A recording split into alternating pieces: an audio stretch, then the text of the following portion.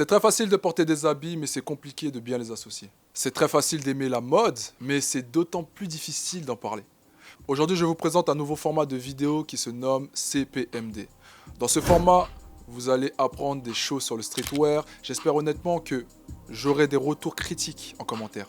Car le streetwear est une communauté, ok? Et un détail à souligner, le streetwear se comporte un peu comme l'être humain. Sa seule barrière, c'est l'imagination. Aujourd'hui, nous allons parler du légendaire Hypebeast. Le Hypebeast a traversé les années et ne compte pas s'en arrêter là. À la fin de ce format, j'aimerais vous présenter des designs que j'ai faits et j'aimerais que vous me disiez quel est le design que vous avez préféré.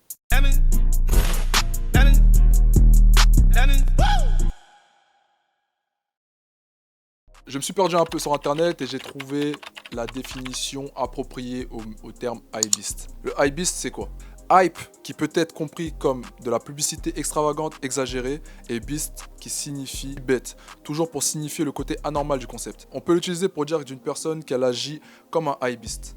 En d'autres termes, elle permet de définir quelqu'un qui court après toutes les nouveautés dans le monde de la mode. T-shirt, pantalon, casquette et surtout sneakers. Cette personne est prête à sacrifier sans hésiter tout son argent pour acheter des vêtements tendance des grandes marques. Pour qu'on ait un contexte historique avant que je donne ma propre définition, les hypebeasts étaient plus facilement reconnus entre les années 2015 à 2018, dû à leur adulation pour les marques comme Supreme, Gucci, Off-White, Jordan, Bape, Yeezy, Louis Vuitton et bien d'autres. Ce genre de personnes avaient des codes vestimentaires très spéciaux. Enfin, presque. Ils voulaient vraiment montrer qu'ils étaient à la pointe de la mode la plus chère sur le marché. Ils n'avaient aucune connaissance dans le passif des marques. Non. Ce qui les intéressait, vraiment, est-ce que je veux vous dire ce qui les intéressait vraiment, c'était de se procurer les articles les plus hype pour rester dans les critères de cette mode streetwear. En gros, le mouton par excellence. Vous voyez les moutons qui sont dans les prairies là et qui suivent le troupeau? C'est la même chose. Vous avez sans doute dû voir ce genre de photos sur Instagram, sur Google ou encore sur Pinterest. Des mecs avec cette ceinture jaune immonde de chez Off-White. Ou encore les t-shirts Gucci qui coûtent des sommes astronomiques alors que tu peux le faire chez l'imprimeur du quartier, je vous le dis. Ou des mecs en full ensemble suprême qui mettaient leur paire de Jordan Off-White avec des grosses chaussettes montantes. Non, vraiment, ça donne envie de vomir. Mais le Hypebeast remonta bien plus loin, les amis. Rappelez-vous, vers 2010. Chez nous, les Français, il y avait un certain style qui avait fait son apparition. Je vais vous citer quelques articles. La G-Shock et le Shambhala au poignet. La paire de Zanotti ou la paire de Balenciaga Arena au pied. La PJS ou encore la Canada Goose. Le t-shirt Eleven Paris avec un col aussi large que la cuvette DVC. Le sweat zippé American Apparel ou ce fameux sweat CLV2. Pour ceux qui s'en rappellent, le sweat avait une tête de mort avec des lunettes, c'était vraiment kitsch. Ou les Jordan Spyzik. Vous en rappelez ou pas? Il semble qu'aujourd'hui, ce genre de tenue se fasse rare. Personne s'habille comme ça. Mais il reste encore des fragments de personnes qui sont restés bloqués dans le multiverse et qui s'habillent encore comme ça. Je ne vais pas juger. Vraiment, je ne suis pas là pour juger, les amis. Mais le mot hypebeast qui donne en français bête de hype, est-il péjoratif? D'un côté, oui, il va vraiment aller catégoriser un certain type de personnes. Et d'un autre côté, non, parce qu'aujourd'hui, nous sommes tous, et j'ai bien dit tous, hypebeast sans le vouloir. Je vais vous expliquer pourquoi. Nous sommes aujourd'hui en 2022 et dans le streetwear, plusieurs communautés sont nées. Comme par exemple, le techwear, ou encore le workwear, le lounge, le streetwear, car dans le streetwear, il peut y avoir aussi le streetwear, l'athleisure, le vintage, le gorpcore, le Japanese Americana, le Y2K. Et je me suis permis de rajouter le fast fashion qui constitue les boutiques comme H&M, Zara, Bershka, Boo, Fashion Nova, Shein, Pretty Little Thing, Nova Men et bien d'autres. Communément appelé le Zara Drip, Instagram Drip, Drip de Châtelet, Drip Boo et j'en passe. Entre nous, ces termes sont très péjoratifs. Mais vraiment, si on dit que t'es un Zara Drip, ne le prends pas bien. Je te garantis que c'est pas une bonne chose. J'ai mis la fast fashion dans la liste car, pour ma part, c'est typiquement la consommation à l'état brut. On va aller acheter sur ce genre de site ou en boutique des pièces de n'importe quelle communauté pour pouvoir s'habiller à faible coût, acheter à forte quantité, sans pour autant se ruiner. Le fast fashion va permettre d'accéder à toutes ces communautés. Ce qui est totalement différent de toutes les communautés que j'ai citées, car celles-ci vont vraiment aller chercher des pièces de qualité pour s'habiller, même si ça leur coûte un bras. Mais ce qui qualifie bien le streetwear, c'est que celui-ci laisse libre à la créativité. Ce que je veux dire par là, c'est que le mix des communautés est possible. Voilà l'éthique même du streetwear. Dites-moi si j'ai oublié des communautés, car je ne connais pas toutes les communautés, donc n'hésitez pas à écrire en commentaire si vous connaissez d'autres communautés que celles que j'ai désignées. Mais dans tout ça, que fait de vous un hypebeast?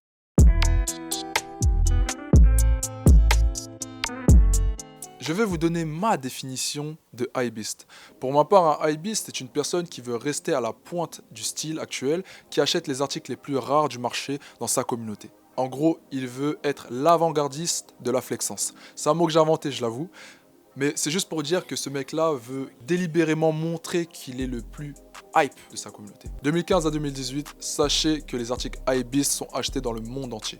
Les gens font la queue pour ce genre d'articles et donc du coup, ils ont été forcément médiatisés.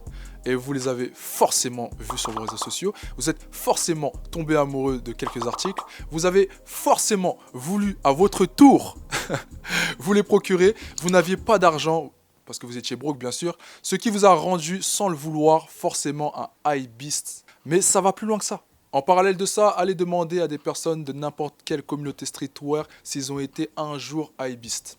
Ils vous diront non, bien sûr. Même s'ils se sont probablement engagés dans des achats hype dans leur passé. Et qu'est-ce qui n'a pas été hype en 2022? Nommez-moi en commentaire des marques que vous aimez qui ont une bonne communauté mais qui ne sont pas hype forcément. Je peux vous garantir qu'à un moment donné, un produit a déjà été popularisé. J'en suis sûr et certain. Vous êtes du genre Daily Paper ou Trapstar, vous êtes du genre Nike Dunk Low ou encore Doc Martens. Toutes ces choses ont été popularisées et ont été considérées comme ayant un certain niveau de hype pour les gens à qui ça parle. Comme je vous l'ai dit, je vais aller encore plus loin. Mais je pense que toutes les marques, de tous les genres, de tous les créateurs de mode, en passant par vos marques préférées, ont tous eu une hype médiatique, qu'elle soit virale ou juste locale. Mais ça, c'est parce que les gens considèrent la mode de plus en plus. On rentre dans une ère où la mode est tellement médiatisée, la mode est tellement suivie via la Fashion Week ou encore via les événements de mode, tout simplement, que maintenant, beaucoup plus de personnes regardent la mode avec un œil vraiment critique.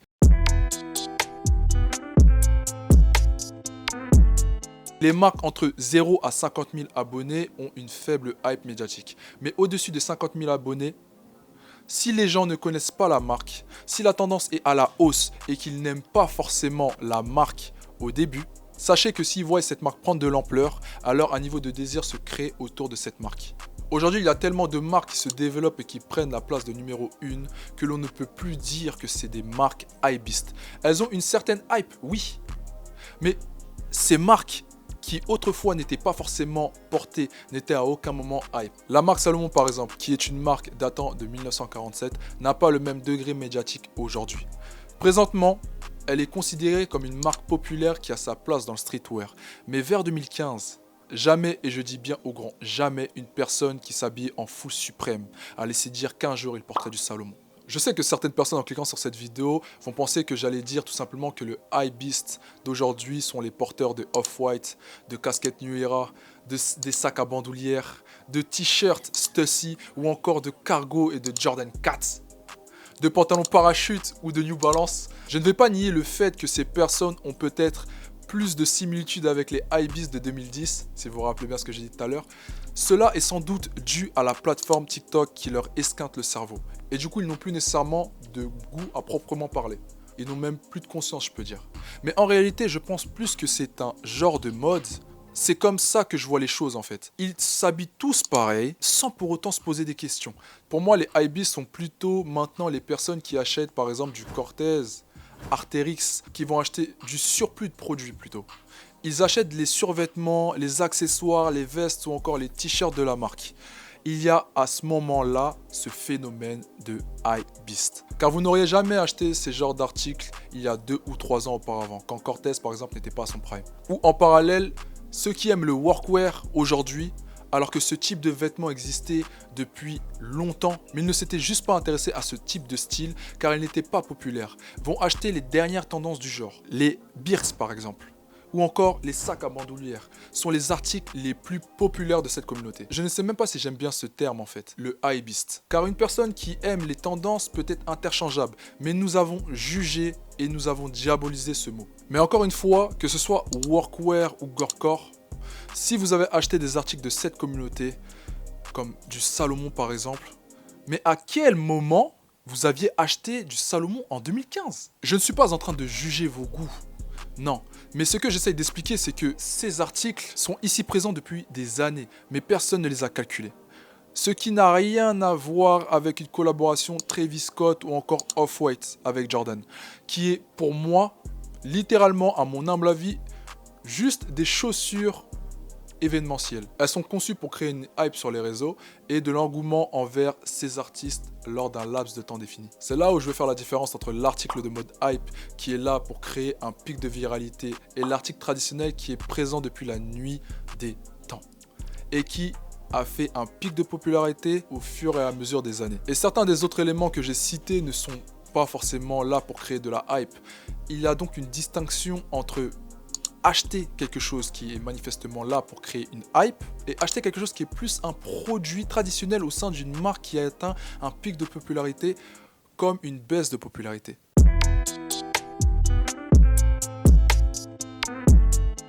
Il y a certaines marques qui atteignent un pic maximal de popularité et quelques de leurs produits prennent une hype considérable, tels que Jordan par exemple, l'exemple parfait, qui existe depuis des années. Les rétros ont atteint un pic de popularité, les amis.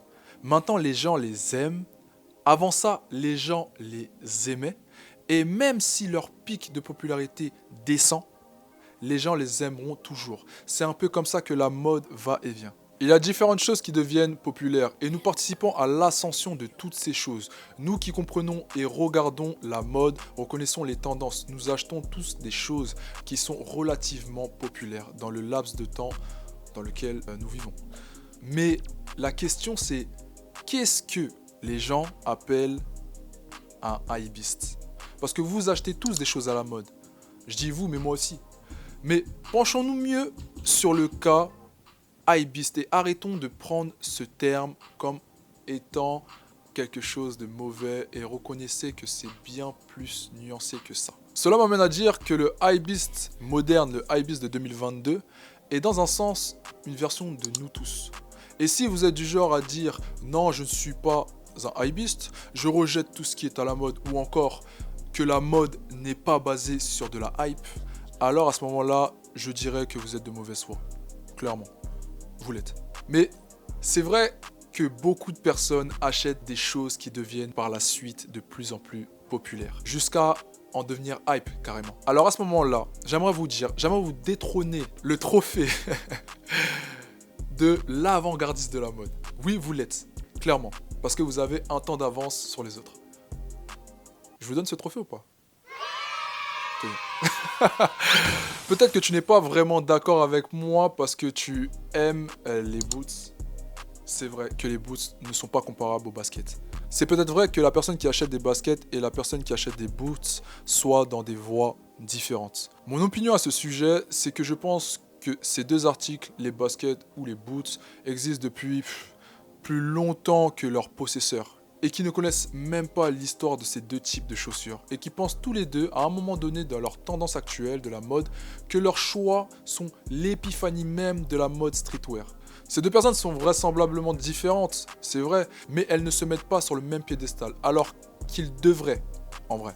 Car beaucoup de personnes pensent être meilleures que les autres par rapport à leur style ou à leur achat. Et ont la prétention de dire que les baskets sont meilleures que les boots. Ou que les boots soient meilleurs que les baskets. Ce que je rejette fortement. Car quand un style est bien fait, même si on porte des boots ou des baskets, on ne peut pas nier le fait qu'il soit bien fait. Et pour dire succinctement mon verdict, je dirais que la majorité des gens entre 75 et 80%, allez même voir 85%, dans la communauté de la mode sont hypebeast. Ouais, vous êtes tous des hypebeast. Je suis aussi un hypebeast, hein, mais vous l'êtes aussi, voilà. Il n'y a rien de mal à être un hypebeast, c'est juste quelqu'un qui aime les tendances, qui comprend les tendances et qui peut-être achète des articles à la mode. Il n'y a rien de mal à ça. Si vous aimez quelque chose, peu importe si je dis que c'est mauvais ou bon, ou que monsieur XYZ dit que c'est mauvais ou bon, cela regarde que vous. La mode ne concerne pas le jugement des autres sur vous. Il s'agit de la façon dont vous appréciez les choses que vous aimez.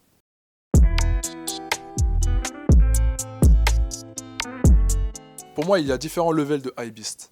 La première catégorie, c'est les individus qui vont acheter en quelque sorte les produits les plus populaires au sein de la communauté streetwear.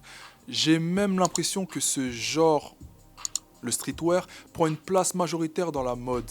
Beaucoup des jeunes d'aujourd'hui ont grandi dans cet univers. Ces produits incluent les collaborations telles que Travis Scott, X Jordan, mais aussi les Nike Dunk. Toutes les collaborations qui mènent au hypebeast sont en majeure partie avec Nike. J'ai l'impression que Nike est un genre d'arbitre ultime de la création de ces projets. Il trouve tout le temps un moyen de vraiment médiatiser une paire de chaussures en collaboration. C'est quelque chose qui suscite une hype médiatique auprès de beaucoup de jeunes et même de personnes plus âgées. Bien sûr que Nike prend une place majoritaire dans le streetwear, voilà pourquoi j'ai voulu juste notifier Nike. Mais Nike n'est pas la seule marque qui existe dans le streetwear. Toutes les marques qui ont fait leur place au sein du streetwear pendant des années, même le début 2015 où les hypebeasts vraiment faisaient leur apparition, sont toutes dans la première liste. Yeezy, je dirais même Adidas, la collab entre Kanye West et Adidas, Louis Vuitton avec Virgil Abloh, Supreme, il y a aussi Jordan qui est là. Donc en fait, Nike oui, mais toutes les personnes qui sont au sein de la première liste que j'ai citée vont aller acheter dans ces marques-là. Les marques qui ont la plus grosse audience et même qui sont installées depuis la nuit des temps. Voilà pour moi les marques auxquelles les hypebeasts de la liste numéro 1 se réfèrent. La seconde catégorie est celle qui va acheter des pièces hype, mais qui seront variables comparées à la première catégorie. C'est plutôt ceux qui vont s'abstenir d'acheter du Nike. Ils vont plutôt aller acheter des chaussures dans la gamme Doc Martens ou encore Birks par exemple, ou dans les New Balance. Je pense même à un style plus worker que la liste 1. À cette liste, on y retrouve la marque Salomon. Ces personnes décident d'acheter dans d'autres collaborations de footwear moins populaires. Enfin, quand quelque chose est hype, c'est forcément populaire, c'est vrai. Mais ce que je veux dire, c'est que ça va être moins populaire que Nike, par exemple. La troisième catégorie, c'est les personnes qui vont plutôt acheter des articles un peu plus vintage, authentiques, tu vois. Des personnes un peu plus passionnées, qui vont avoir une recherche encore plus poussée sur leur style, avec des tenues avec beaucoup plus de détails. Ils ont l'air tellement plus individualistes. On aura même l'impression qu'ils ont leur propre identité dans la mode. Voilà pour moi quelles sont les trois catégories de hypebeast. Je pense qu'on va terminer sur ça. J'espère que vous avez kiffé ma petite documentation sur ce sujet. J'espère que je vous ai pas cassé dans le délire que le hypebeast était juste un type de personne, mais que le hypebeast est vraiment tout le monde en vrai de vrai. Au jour d'aujourd'hui, le hypebeast est vraiment tout le monde les amis. N'hésitez pas à donner votre avis, n'hésitez pas à être critiqueur. Pour finir cette vidéo en beauté, je vais vous mettre ici 2 designs que j'ai fait. J'aimerais avoir votre avis. Quel design vous voudriez voir sur un vêtement entre les deux? Donc voilà, n'hésitez pas à me le dire en barre de commentaires. Je suis pas du genre à vous dire lâche un pouce bleu à la fin des vidéos, non. Mais plutôt habillez-vous, kiffez comment vous habillez et essayez d'évoluer dans le style. Sur ce, on se dit à la prochaine. C'était votre Gastreka.